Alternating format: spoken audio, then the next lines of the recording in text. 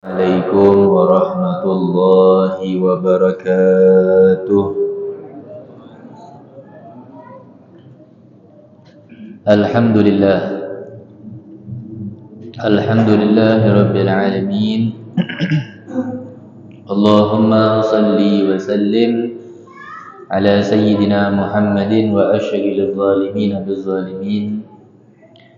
وأخرجنا من بينهم سالمين وعلى آله وصحبه أجمعين ولا حول ولا قوة إلا بالله العلي العظيم رب اشرح لي صدري ويسر لي أمري واحلل عقدة من لساني يفقهوا قولي وسدد لساني واهد قلبي بحق نبيك سيدنا محمد صلى الله عليه وسلم نوينا الاجتماع والانتفاع كما اندفع أهلنا نوينا التعلم والتعليم والتذكر والتذكير والنفع والاندفاع والإفادة والاستفادة والحث على تمسك بكتاب الله تعالى وسنة رسوله صلى الله عليه وصحبه وسلم والاتباع بالأسلاف والدعاء إلى الهدى والدلالة على الخير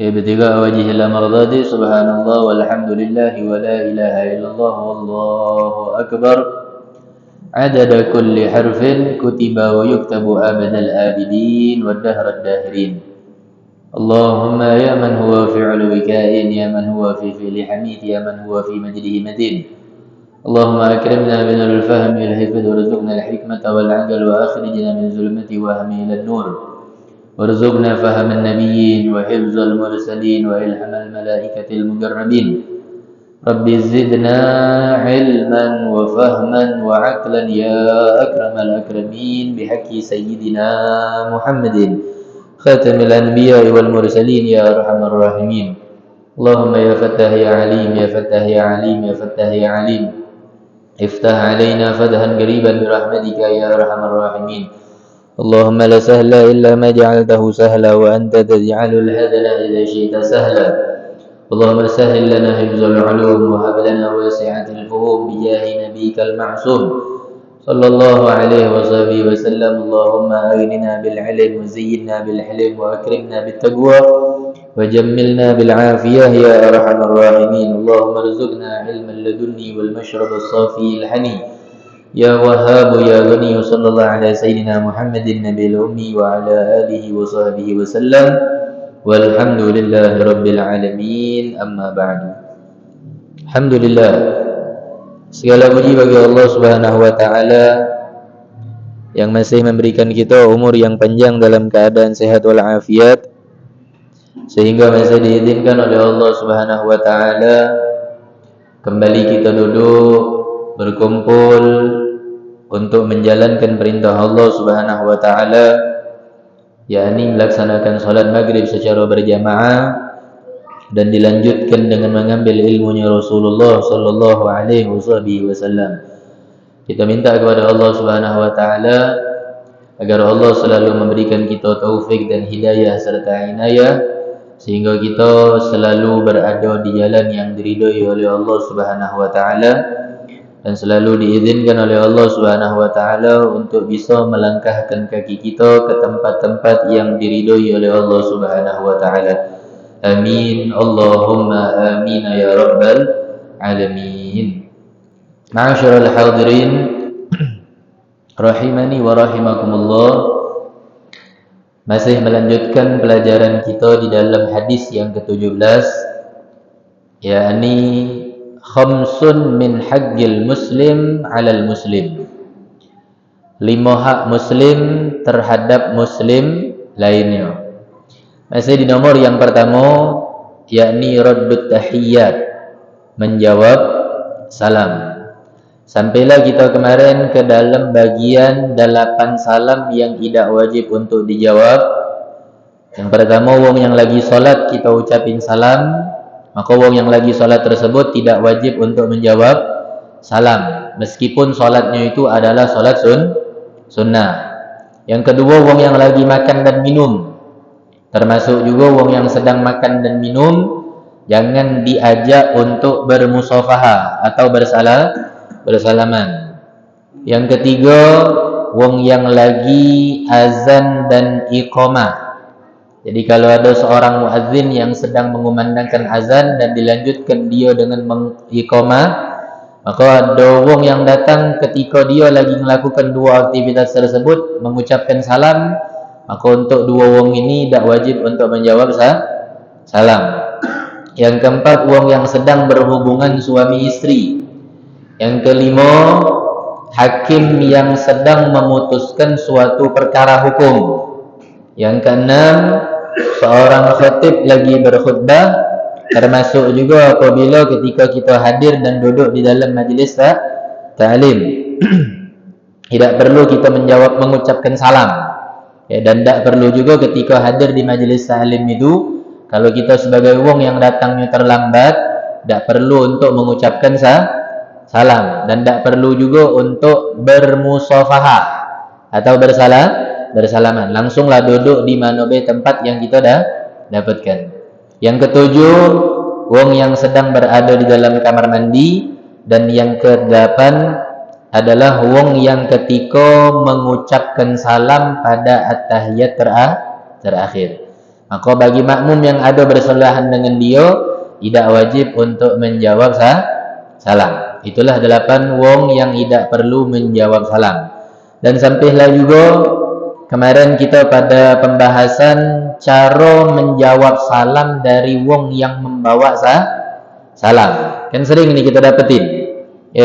Kalau pas ketika ketemu sama wong, punya cerita, tak taunya kawan kita ni tadi kawan dia juga. Sehingga sering kali kita dapetin, oh iya kaget tolong kirim salam nih. Nah, bagi kita wong yang mendapatkan salam tersebut, jawabnya bukan waalaikum salam, tapi alaika wa alaihis salam. Agar apa?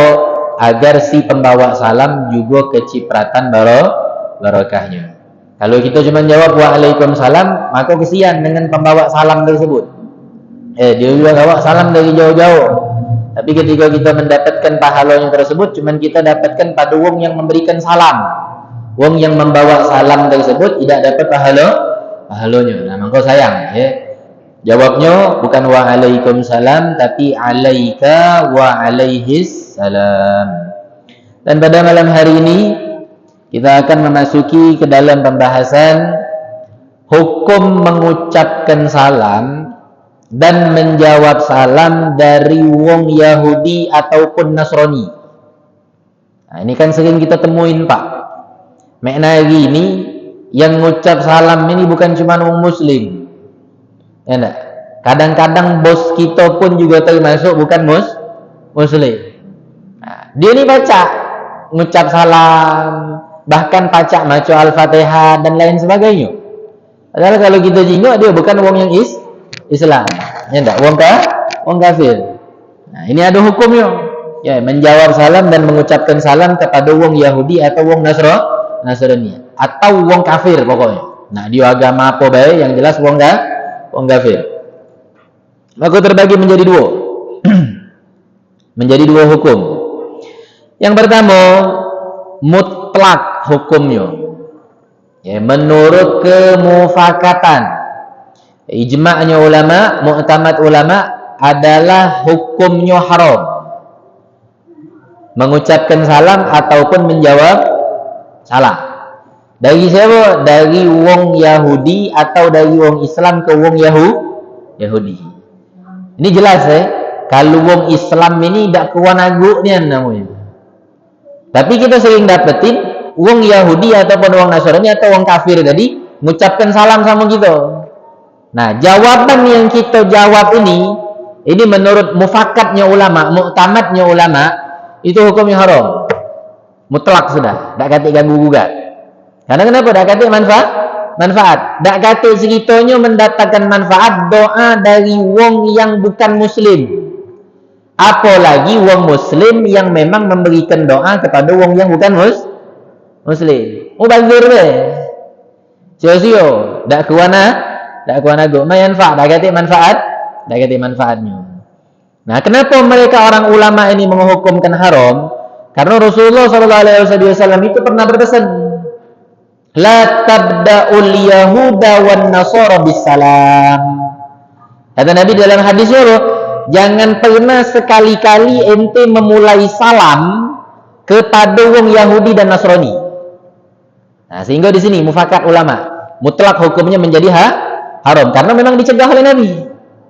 Tidak dianjurkan oleh Rasulullah, la tabda'ul yahuda wan nasara bisalam.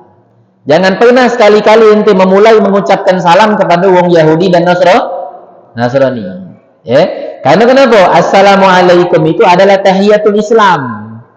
Ya enggak? Ucapan penghormatan hanya untuk wong yang sesama agama Islam. Dan itu pun doa. Ya enggak? Yang tersirat di dalam kandungan kalimat Assalamualaikum. Nah, tapi kalau seandainya nih contoh misal, kita sebagai MC protokol, kalau jiwang lama itu kalau nggak punya protokol, campur acara itu bukan cuma orang muslim.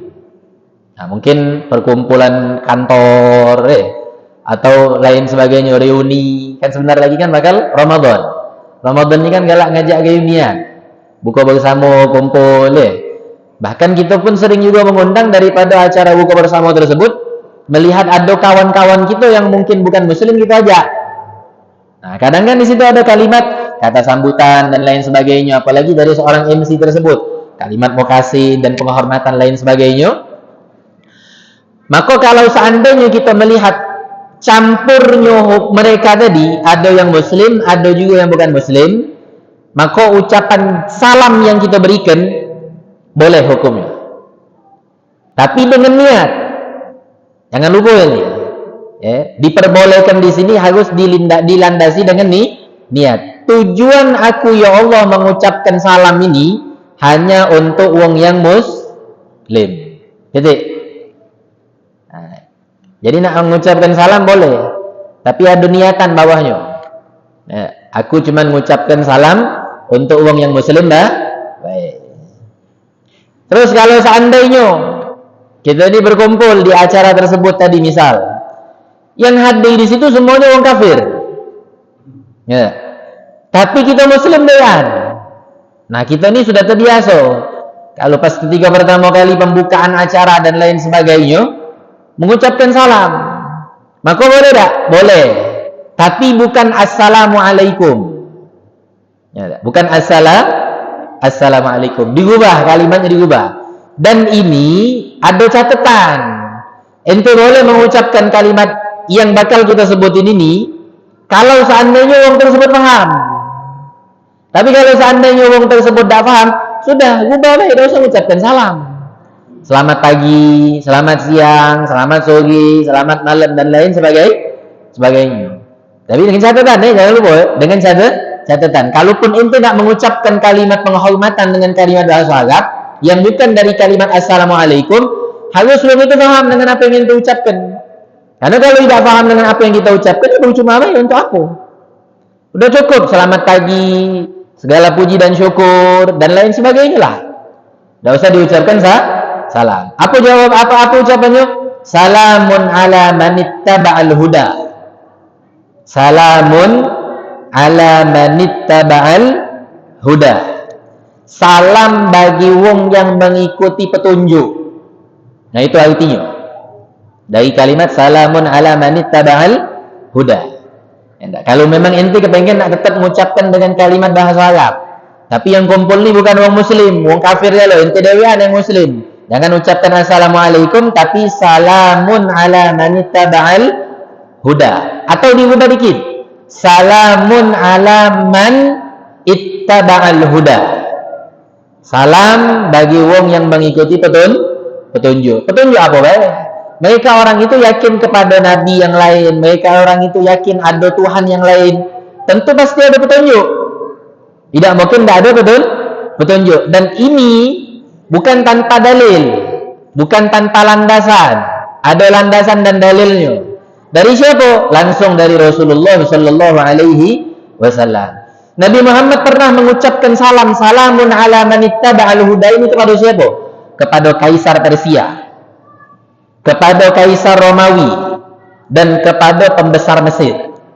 yang beliau ucapkan kalimat tersebut di atas selembaran kertas, tapi bukan dengan kalimat assalamualaikum, tapi dengan tulisan salamun ala manittaba'al huda. Atau diubah, kalau tidak galak disambung, salamun ala man ittaba'al huda. Ya, ada. Nah itu, kalau kita pengen tetap nak mengucapkan salam dengan bahasa Arab. Tapi kalau saran daripada Al-Fagir, kalau sudah kita tahu kalau bukan Muslim, apa gawe lagi? Ya, sudah selamat pagi, selamat siang, selamat sore, selamat malam, lebih cukup udah. Ya, salam penghormatan dari kami, kan bisa digubah dengan cara itu. Untuk hadirin semua dan kalimat-kalimat yang lain yang memuji mereka dan memuliakan mereka. Kalau mereka tidak paham, tapi kalau seandainya itu duduk di misal dengan mereka orang pembesar-pembesar daripada wong-wong kafir-kafir, bisa katakan pastor dan lain sebagainya. Tapi jingok dulu, pastor gini paham tak dengan kalimat bahasa Arab? Ini suatu saat Pak, kalau seandainya memang kaget kita temuin kondisi yang semacam ini, setidaknya kita sudah ada perbekalan ketika kita berkumpul kepada mereka orang yang bukan wong Islam. Nah, nah itu yang hukum pertama. Hendak mutlak, hendak. Tak boleh, haram. Tapi kalau hukum yang kedua, menjawab salam dari wong Yahudi dan Nasrani itu boleh. Kalau tadi haram, sekarang boleh. Tapi cuman sampai kalimat wa'alaikum. Sampai situ be. Tidak usah disambung. Wa'alaikumussalam tidak usah disambung. Cuman cukup wa'alaikum. Titik. Dan itu pun juga pernah diucapkan oleh Rasulullah Sallallahu Alaihi Wasallam ketika beliau mendapatkan ucapan salam dari wong yang bukan Muslim. Assalamu alayka ya Rasulullah. Jawaban Nabi apa? Wa alayka. Wa alayka. Kalau kita tadi ngomong apa? Wa alaikum. Karena biasanya kalau wong mengucapkan itu dengan kalimat assalamu alaikum, bukan assalamu alayka. Tapi kalau untuk Nabi Muhammad memang khusus itu. Kepada beliau langsung tertuju. Jadi rubah, bukan kum tapi ka. Assalamu alayka ya Rasulullah. Ya Rasulullah. Maka dijawab oleh Nabi wa alayka. Nah, kalau kita dapat jawaban, dapat ucapan dari mereka orang yang kafir, orang yang bukan Islam, ketika dia mengucapkan assalamualaikum sama kita, maka cukup jawab wa alaikum. Wa alaikum. Nah, ini hukum yang kedua. Tapi kalau hukum yang pertama tadi mufakat, ulama ijma, kemufakatan tak katik yang ngomongin boleh. Tidak boleh gagal. Sudah. Jadi kalau seandainya pun kita mendapatkan kalimat jawaban ucapan salam dari mereka orang, kita nak diam tidak jadi berdosa. Enggak, kita diam tidak jadi berdosa karena bukan dari wong yang Muslim. Kalaupun ente pengen nak jawab, sudah cukup jawab cuman dengan kalimat wa alaikum. Ma'asyiral hadirin rahimani wa rahimakumullah, ada sedikit catatan ini. Kita ni Pak biasa mendengarkan kalimat ucapan salam dengan ucapan assalamu alaikum. Itu kan yang sering kita dengar kan? Kalimatnya assalamu alaikum. Kalau assalamu alaikum di situ Pak, kalau kita ngomongkan bahasa Arabnya, itu namanya isim ma'rifah. Karena ada apa? Ada alif lam. Jadi kalau dalam hukum bahasa Arab atau kalau kita fahami ilmu nahwu shorof, nama ilmunya ilmu nahwu shorof. Ma'rifah itu ketemunya dengan ma'rifah. Nakiro ketemunya dengan nakiro. Nah, terkadang ucapan salam yang diberikan oleh wong sama kita itu hukumnya ma'rifah. Tapi kita jawab dengan kalimat jawaban isim nakiro. Jawaban kita apa? Waalaikum salam. Nah itu jadinya Pak, hukumnya jadi tidak ketemu ma'rifahnya dengan ma'rifah. Si pembawa salam, si yang mengucapkan salam, mengucapkan assalamualaikum, hukumnya jadi hukum ma'rifah. Ketika ente jawabnya waalaikum salam, jadi ente jawaban itu hukumnya isim nakiro. Paham ya? Tidak setuju Jadi kalau ente nak jawab waalaikum salam, si pengucap salam jangan pakai alif lam, tapi langsung deh salamu alaikum. Jawabannya benar dengan jawaban yang kalau kita sering jawab wa alaikum salam. Tapi kalau sering kita dengar kalimat yang sering nyampaikan sama kita dengan ucapan kalimat assalamu alaikum, maka jawabannya bukan wa alaikum salam, tapi disambung wa alaikumus. Paham ya? Nah, kalau seandainya kita nak jawab wa alaikum salam, ingat dulu. Enggak, wong ini mengucapkan salamnya pakai ma'rifah atau nakiro? Kalau dia pakai ma'rifah, berarti dengan kalimat assalamualaikum di depan sebelum huruf sin itu ada alif lam. Nah, kalau sudah ada alif lam ini, ente jawabnya juga dengan hukum ma'rifah. Disambung wa alaikum mussalam. Ada mussalamnya. Nah, tapi kan sering juga kita galak ngomong, dengarkan wong yang mengucapkan salam. Assalamualaikum, assalamualaikum. Nah, ente jawabnya baru benar dengan jawaban wa alaikum salam. Karena dia ngapa mengucapkannya dengan isim nakiro. Paham ya? Nah, jadi pahami. Kalimat yang pertama kali itu ente pahami. Wong mengucapkan dengan kalimat as apa langsung sa. Kalau seandainya as, nah itu ada alif lam. Hukumnya jadi ma'rifah. Jawabnya wa alaikumus salam. Kan sering Pak itu ngomong kita dengar mengucapkan salam. Assalamualaikum. Atau apa lagi nelpon kan? Halo, assalamualaikum. Nah, maka jawabnya dia mengucapkan dengan isim nakiro, kita jawabnya juga dengan isim nakiro. Wa alaikum salam. Tidak usah dijawab dengan sambungan kalimat wa alaikumus salam. Tapi kalau kita tadi mulai, nah kita mulai majelis, pasti kita mengucapkan kalimatnya itu dengan isim ma'rifah, ada alif lam. Assalamualaikum warahmatullahi wabarakatuh. Maka jawab kamu galo-galo dengan kalimat jawaban juga isim ma'rifah. Wa alaikumussalam warahmatullahi wabarakatuh. Terus yang kedua, catatan yang kedua, balaslah wong itu dengan balasan yang baik. Ya enggak? Jadi kalau seandainya kita dengar kalimat wong yang mengucapkan salam sama kita sampai di kalimat assalamualaikum, jawabnya tambahi wa alaikumussalam warahmatullahi wabarakatuh. Kalau dia kalau dia mengucapkan salam dengan kalimat yang panjang lagi, assalamualaikum warahmatullahi wabarakatuh, ente jawabnya tambahin lagi wa alaikumussalam warahmatullahi wabarakatuh wa maghfiratuh wa ridwan. Nah, itu dianjurkan oleh Rasulullah sallallahu alaihi wasallam. Ketika kita ni mendapatkan sesuatu dari wong, maka kita dianjurkan untuk membalas hadiah tersebut. Kan wong yang berikan salam sama kita kan doain kita. Nah, jadi Nabi Muhammad tu ngomong apa?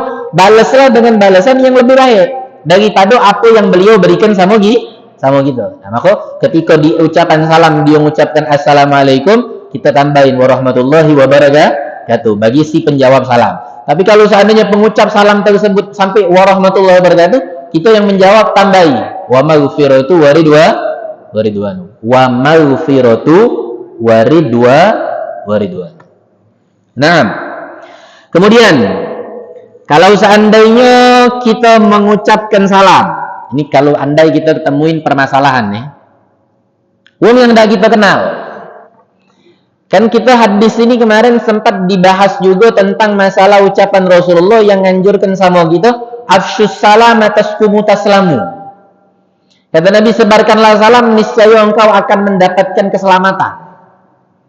Nah, maka kita mungkin tidak terbiasa, atau kriterianya kita memang wong yang memiliki latar belakang suka mengucapkan salam. Ya enggak? Baik bagi wong yang kita tahui atau bagi wong yang tidak kita kenal. Nah, tiba-tiba dalam perjalanan kita mengucapkan salam tadi, kumpul kita nyampe ke rumah atau nyampe ke rumah keluarga kita atau tempat yang kita tuju. Cerita punya cerita, cari orang Palembang galak ngoceh, kita cerita ke, tadi aku tuh ketemu budak itu lah tengah jalan, dia ini ngawak mobil ini misal. Kan kita galak cerita Aku ucapkan salam, si wong yang kita cerita tahu. Ente ngapa ngucapi salam? Dia itu bukan orang muslim. Enggak. Kati guna ente ngucapin salam. Nah, mungkin sempat juga kita temuin yang kayak ini, Pak.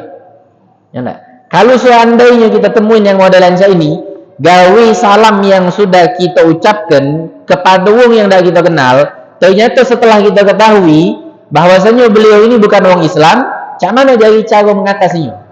Ente minta sama Allah, ya Allah, ana cabut salam yang tadi aku ucapkan kepada dia karena aku tidak tahu bahwasanya dia bukan muslim. Nah, simpel ya. Jadi pas ketika ente macam itu, maka ente sudah mendapatkan kebebasan daripada kewajiban yang mungkin salah ente berikan pada tempatnya tersebut. Ya, kalau seandainya kita temuin wong tersebut bukan wong yang muslim. Kedua, kalau seandainya kita ketemu, ya enggak, sama wong yang bukan mahram.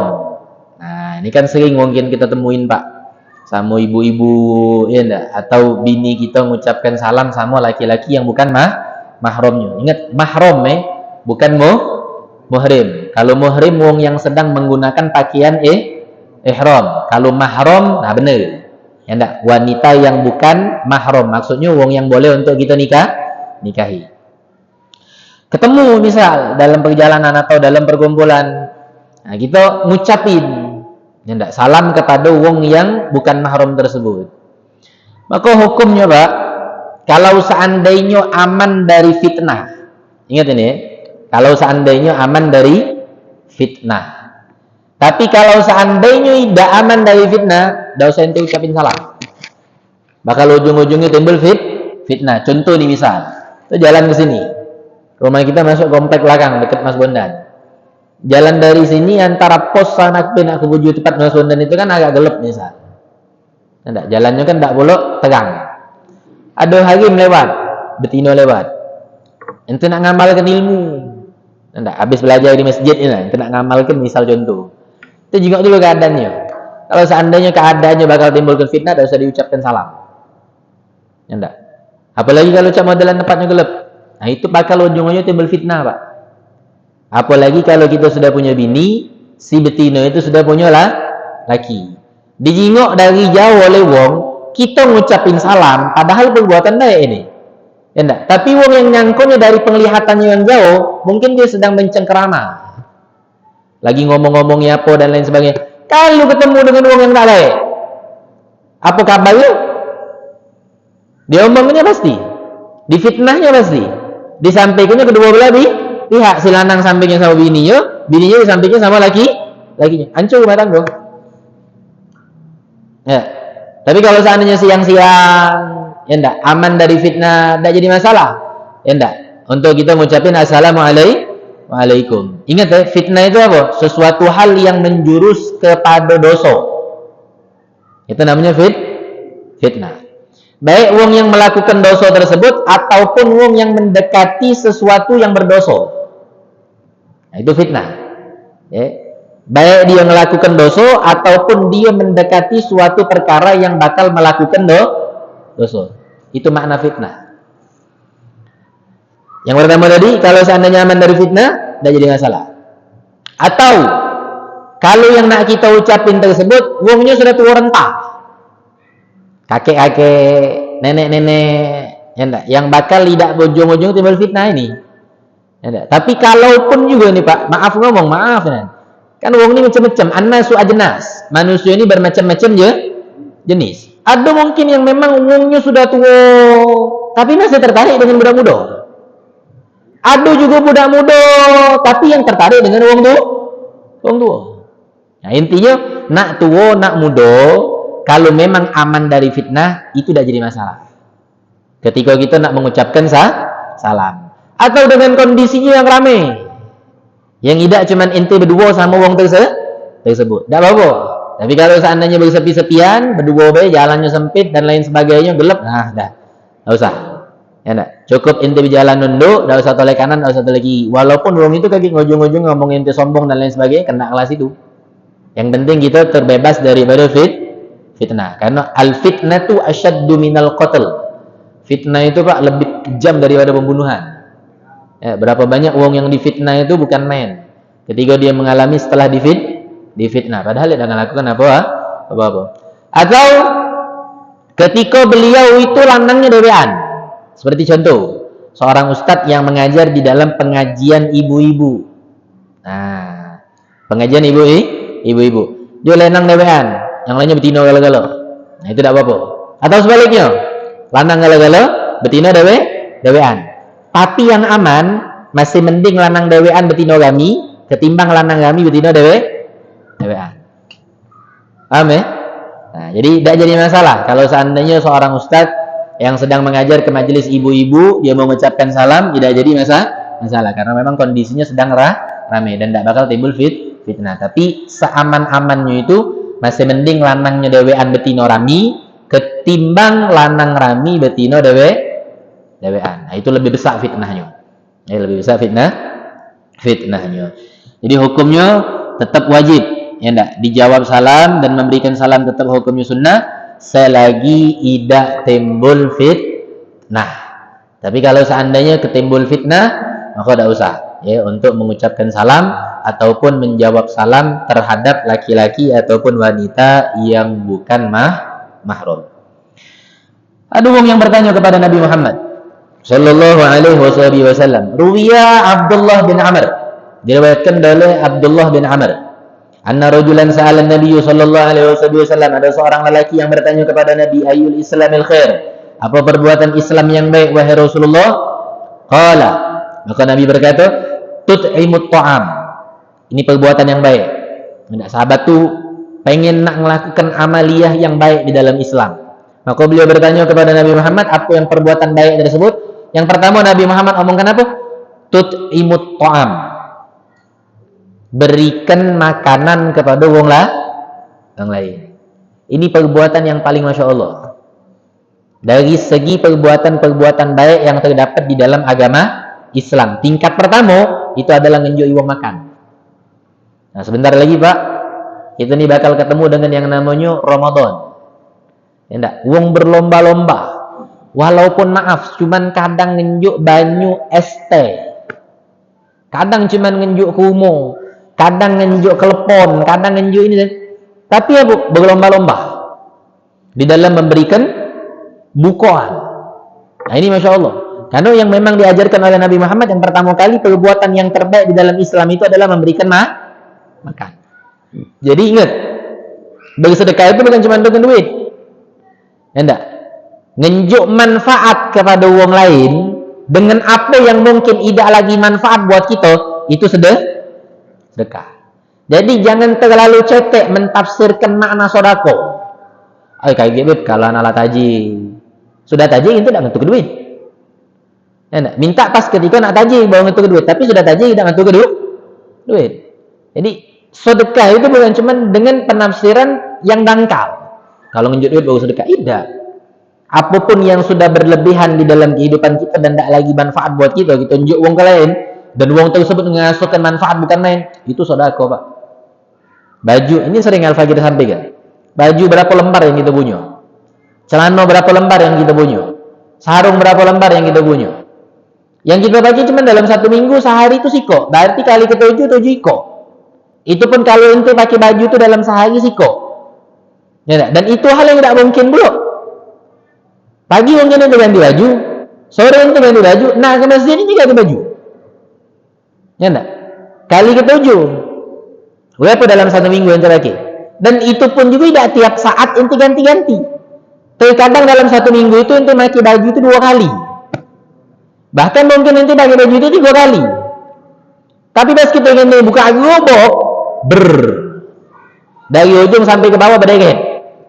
Baju ya lo, ya, sewet ya lo, celana ya lo, yang terpakai tidak seluruhnya. Maaf, sering kita Pak punya ini sifat. Ya enggak? Mau tidak mau harus kita akui. Kita ngomong apa? Ai kage, sayang pakai baju ini. Ai kage nunggu nak momen yang pas. Ai kage nak nunggu acara. Ai kage. Nah ini modelan, maaf, ujung-ujungnya Israel lukinan datang. Terpakai tak? Ya. Dan ini sifat syaitan ini. Yang selalu mengantui gitu. Untuk apa? Menyayangi daripada apa yang kita miliki. Terkadang Pak, maaf ngomong ya, maaf nih. Kita pakai baju untuk ngadap Allah, itu tidak sebagus, tidak secindo pakaian kita ngadap wong lain kondangan. Kita kondangan itu Pak, ngadap sama manusia. Ya. Ngadap sesama wong yang sejenis dengan kita. Dia makan, kita makan, dia tidur, kita tidur, dia beraktivitas, kita beraktivitas. Tapi bagian kita, ini tidak mau nih Pak, yang harus kita sadari. Dan kita ngaso kalau ini bukan cuma pribadi kita dewean, bukan cuma kita ngomong orang lain, bukan, tapi seluruh manusia ini ngaso. Ya. Kalau sudah nak kondangan, bukan main. Cindonyo yang biasanya pakai baju cuma 5 menit, pas nak kondangan jadi 10 menit. Berais bukan main. Tapi pas ketika nak ibadah, bahkan kita beli pakaian untuk ibadah, kita lagi berikinan. Nengok harga kopi 15.000, mahal kan? Pacar tak jadi 10.000. Tapi pas ketika kita pakai sepatu untuk bergawe, yang harganya 300.000, yang harganya bahkan mungkin setengah juta, bahkan sampai 1 juta, itu tak pernah nawal. Melinya di tempat yang ber-AC mulu. Nah, coba kita belajar sedikit demi sedikit Pak. Berikan apa yang sudah tak terpakai lagi buat kita, atau kita bergoyong pakai pakaian yang belum terpakai. Soal ada pakaian baru, kita ni kan mungkin ada sifat-sifat wong yang kalah nyetok barang di akhir tahun kemarin kan wong banyak yang diskon. Itu kita temuin Pak juga kawan-kawan kita. Ya, mereka itu pas ketika di akhir-akhir tahun atau ketika di tempat-tempat mall belanja-belanjuan yang lain ada diskon galak nyetok. Nah, kita kadang sering nih sayang makinya, agak lagi nak lebaran. Nah, itu kalau Mi Anarsen, Al-Fagir punya ibu itu berpesan, ente nak nunggu besok, kalau hari ini ada pacak ente pakai untuk sujud sama Allah, ngapa ente nak gunakan besok?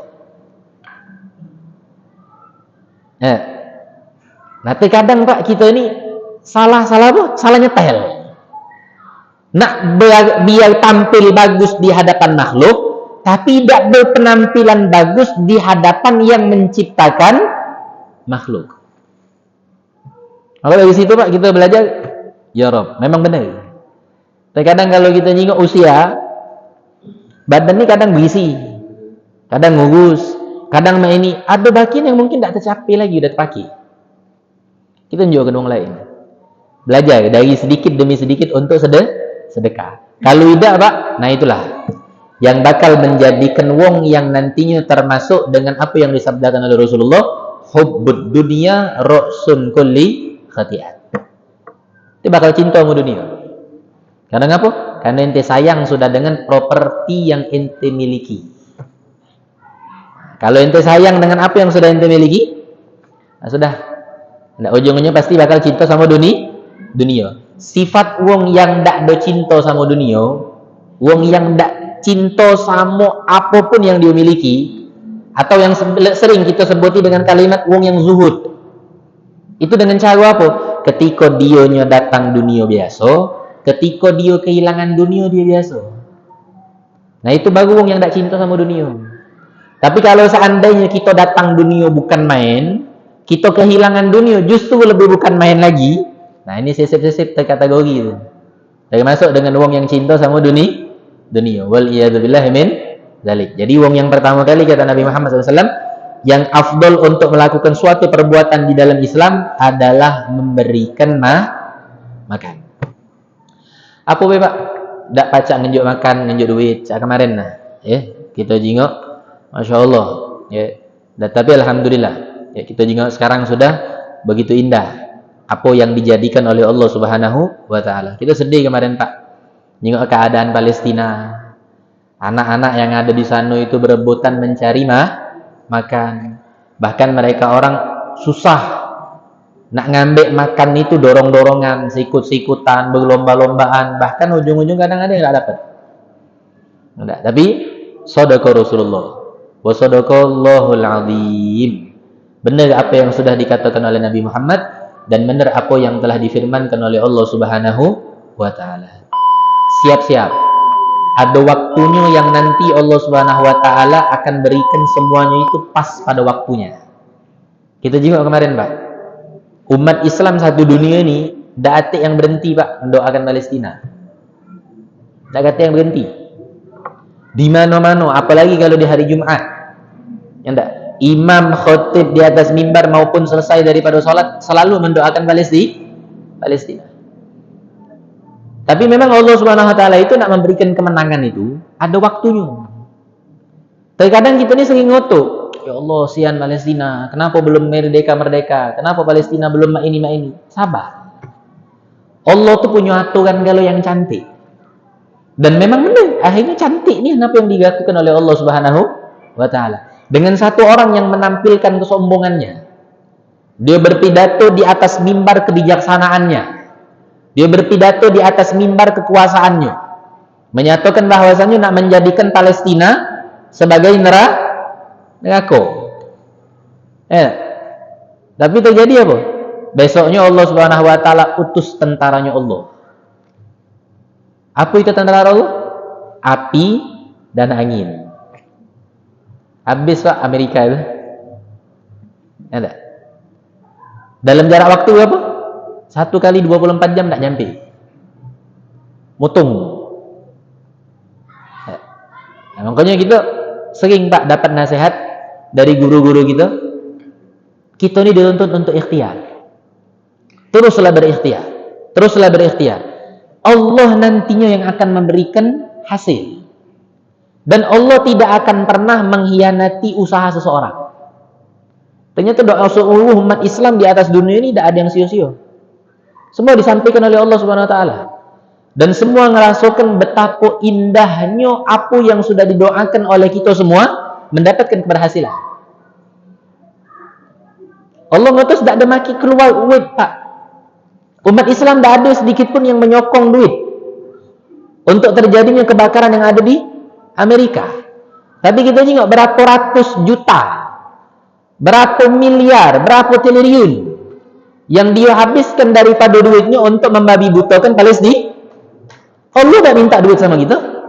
Allah tidak nyuruh kita sokongan. Allah tidak nyuruh kita berbondong-bondong. Allah cuma nyuruh kita untuk ikhtiar. Teruslah berikhtiar. Mintalah sama Allah. Berdoalah sama Allah. Karena memang tempat yang kita harapkan hanya kepada Allah. Allah utus Pak bala tentaranya. Bukan kita yang diutus oleh Allah. Bukan presiden kita. Bukan kekuatan kita. Bukan kekuatan negara kita. Bukan kekuatan yang ada di dunia juga.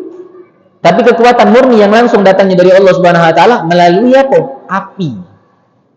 Ada angin. Pak, kalau kita jingok di video ini viral Pak sudah video ini. Tak kata yang belum jingok mungkin yang ada di sini. Angin itu berhembus dengan kencang. Degesnya angin itu. Dan Allah Subhanahu wa taala takdirkan dari angin itu api kecil-kecil menjadi besar. Habis Los Angeles itu. Dan lain sebagainya tempat-tempatnya.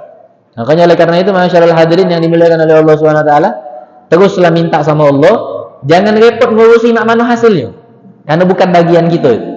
Bagian kita cuma minta sama Allah, yang menentukan hasil daripada apa yang kita minta, bagian yang kita minta hanyalah Allah Subhanahu wa taala. Mudah-mudahan Allah Subhanahu wa taala selalu dukung Palestina, Allah Subhanahu wa taala selalu berikan kemuliaan untuk Palestina, dan Allah Subhanahu wa taala selalu berikan kesabaran kepada mereka orang penduduk Palestina khususnya. Dan kita minta kepada Allah Subhanahu wa taala agar Allah berikan kita umur yang panjang dalam keadaan sehat walafiat, dalam keadaan taat kepada Allah Subhanahu wa taala, dijauhkan daripada semua perbuatan yang bisa mengundang murkanya Allah Subhanahu wa taala, sehingga kita berjumpa pada bulan Rajab, pada bulan Sya'ban, pada bulan Ramadan di tahun yang akan datang dalam keadaan sehat walafiat, dalam keadaan taat kepada Allah Subhanahu wa taala. Dan kita minta kepada Allah tidaklah kita keluar dari majlis ta'lim yang penuh dengan keberkahan ini kecuali semua dosa-dosa kita diampunkan oleh Allah Subhanahu wa taala, hajat-hajat kita digabul oleh Allah, yang sakit di antara kita maupun yang sakit di antara keluarga kita diberikan kesembuhan oleh Allah, setiap permasalahan hidup yang sedang kita hadapi diberikan jalan keluar oleh Allah Subhanahu wa taala. Dan kita minta agar Allah selalu berikan kita taufik, hidayah serta inayah untuk kita selalu bisa mendekatkan diri kepada Allah Subhanahu wa taala hingga akhir hayat nanti kita diwafatkan dalam keadaan husnul khatimah, dan diizinkan lisan kita untuk bisa mengucapkan kalimat la ilaha illallah Muhammadur Rasulullah sallallahu alaihi wasallam. Dan kami minta kepadamu ya Allah, sebagaimana Engkau di dunia berkumpulkan kami dengan wong-wong yang soleh, Engkau kumpulkan kami dengan wong yang kami cintai dan kami sayangi, kelak nanti di akhirat ya Allah kumpulkan kami kembali bersama mereka semua di dalam satu syurga yang bersama dengan baginda Nabi besar Muhammad sallallahu alaihi wasallam. Amin Allahumma amin ya rabbal alamin. Allahumma barik lana fi Rajab Sya'ban ballighna Ramadan. Allahumma barik lana fi Rajab Sya'ban ballighna Ramadan. Allahumma barik lana fi Rajab Sya'ban ballighna Ramadan. وإنا على الصيام والقيام وتلاوة القرآن واحفظنا من الذنوب والآثام وارزقنا حسن الختام برحمتك يا أرحم الراحمين. اللهم يا محول الأحوال حول حالنا والمسلمين إلى حسن الحال بحق مولى بلال وبحق هؤلاء الرجال. اللهم اهدنا بهداك جعلنا ممن يسارع في رضاك ولا تولينا وليا سواك ولا تجعلنا ممن خلف أمرك وعصاك. وحسبنا الله ونعم الوكيل ولا حول ولا قوة إلا بالله العلي العظيم. صلى الله على سيدنا محمد نبي الأمي وعلى آله وصحبه وسلم والحمد لله رب العالمين. السلام عليكم ورحمة الله وبركاته.